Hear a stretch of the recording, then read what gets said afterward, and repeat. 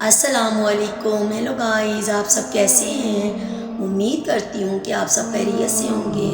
اللہ پاک آپ کو اور مجھے اپنے حفظ و امان میں رکھے اور آپ پر اور مجھ پر اپنی رحمت بنائے رکھے اور ہم سب کو ناگہانی آفتوں اور پریشانیوں اور بیماریوں سے محفوظ رکھے، آمین۔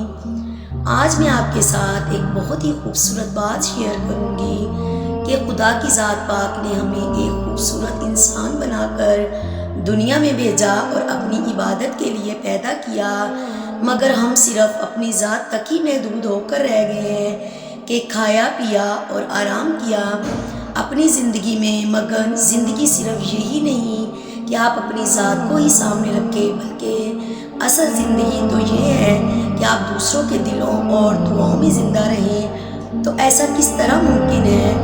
تو بہت ہی سادہ سمپل بات ہے کہ اپنے لیے تو سب جیتے ہیں، مطلب ہم نے اچھے سے اچھا کھایا اور آرام کیا، بس یہی زندگی ہے ہماری۔ بلکہ زندگی تو وہ ہے جو ہم دوسروں کو دلوں میں زندہ رہیں۔ تو ایسا کیسے ممکن ہے؟ ایسا اسی صورت میں ممکن ہے کہ ہم دوسروں کی مدد کریں، دوسروں کے کام آئیں تاکہ ان کے دلوں اور دعاؤں میں زندہ رہیں۔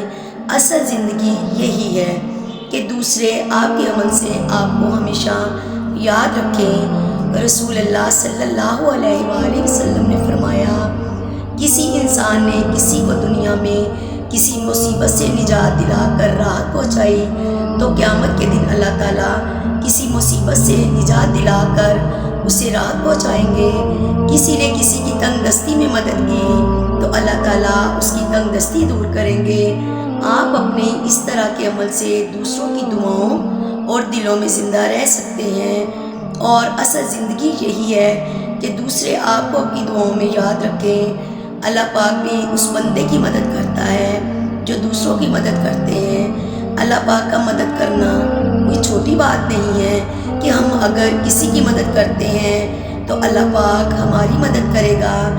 جیسے ہم کہتے ہیں کہ فلاں کی تو غائبانہ مدد ہوئی، تو وہ کون ہے؟